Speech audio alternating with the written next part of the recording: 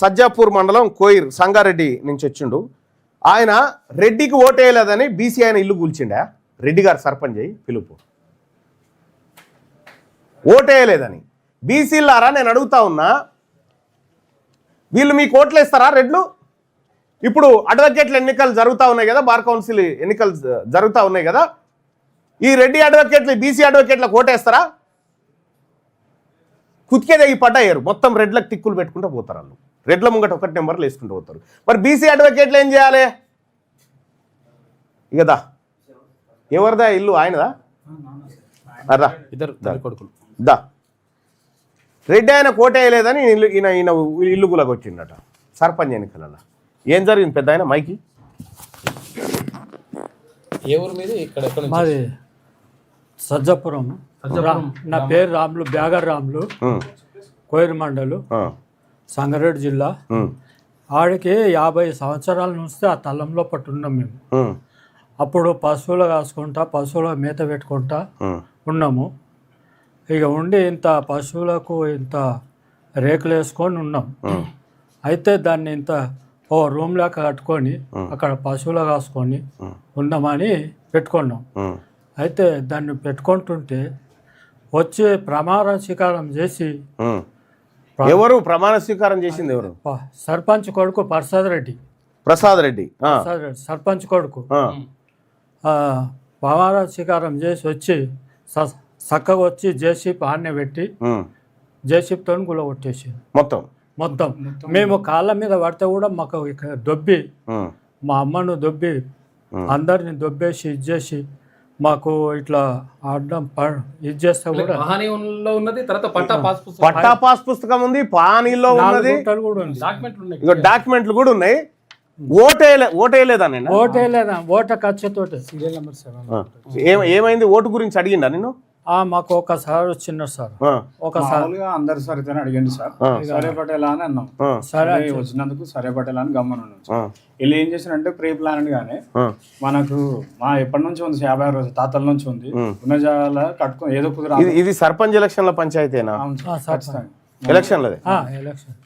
Election అయిన రోజు గెలిచి ప్రమాణ స్వీకారం చేసే రోజే రెడ్డి గారు పోగానే మనది షెడ్డు గిడ్డంతా ఊడబిక్కి బయటేసిండట.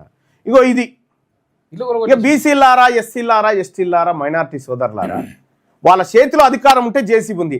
అదే మన బీసీల చేతిలో ఉంటే వీళ్ళ ఫామ్ హౌజులన్నీ గులగొట్టమా? వీళ్ళ ఫామ్ హౌజులు వీళ్ళ రాజ్యాన్ని గులగొట్టమా?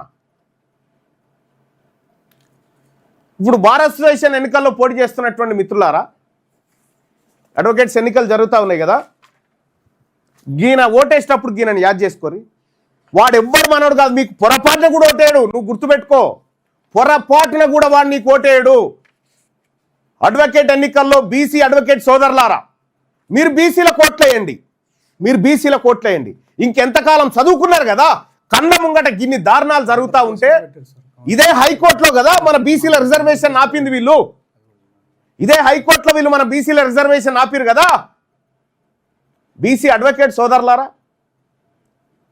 మీ నిర్ణయం మీదిగా. లేదు ఆయన ఈయన ఈ రెడ్డి గారు అల్ల లెక్క కాదు అని ఏముండదు.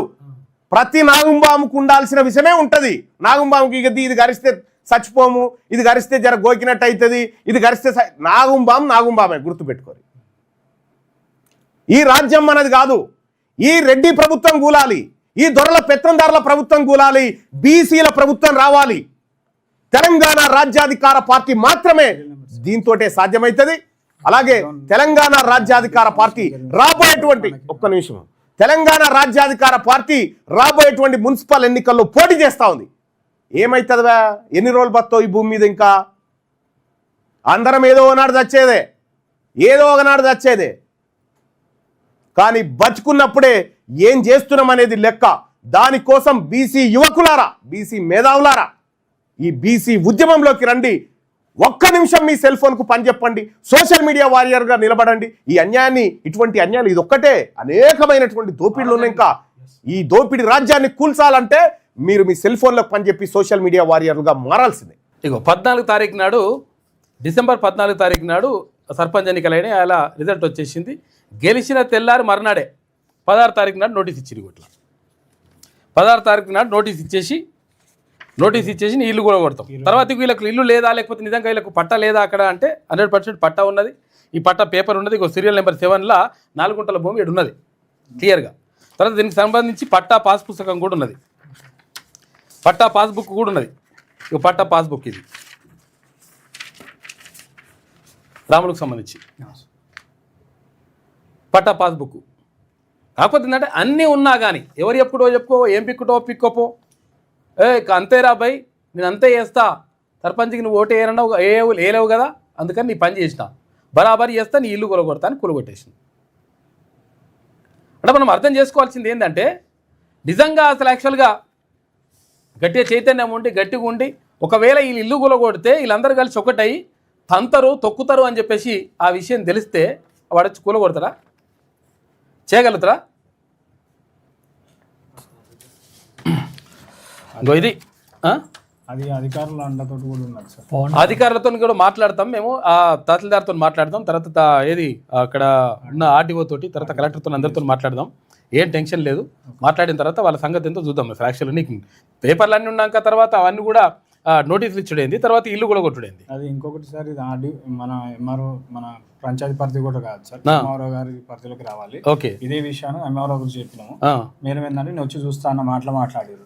కాకపోతే ఈయన వినకుండా ప్రమాణ స్వీకారం 22 తారీఖు సార్, 22 ఈవినింగ్ 22 తారీఖు నాడు ప్రమాణ స్వీకారం ఉంటే ప్రమాణ స్వీకారం కంటే ముందే జస్ట్ గెలిచిన 2 రోజులకి, గెలిచిన తెల్లారి మర్నాడే 14 తారీఖు నాడు రిజల్ట్ వస్తే 16 తారీఖు నాడు నోటీస్ ఇచ్చేసి కథం అన్నట్లు. 22 తారీఖు ఆ రోజు చెప్పిన ఎంఆర్ఓ గారు చెప్పిన సార్ మేడం వచ్చి చూస్తారన్నా కూడా వాళ్ళేంది నీదే నాదే రూలు నా ఇష్టం వచ్చినట్టు చేస్తాను నా మాట అట్లా గెలిపిస్తే ఇట్లున్నది అన్నట్లు లెక్క.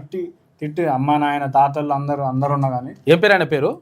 కే ప్రసాద్. వాళ్ళ అమ్మ సర్పంచ్, ఆమె సర్పంచ్ పద్మమ్మ. వాళ్ళ అమ్మని సర్పంచ్ చేస్తే వాళ్ళ కొడుకు వచ్చి ఇది ఇక ఆయననే ఇక సర్పంచ్ అంటే ఈయననే. ఇప్పుడు అసలు యాక్చువల్ పేరుకి ఏంటంటే వాళ్ళ అమ్మని పెట్టి పెద్ద మనిషి అదేనా? అంతే సార్. సరే కూర్చొని మాట్లాడదాం.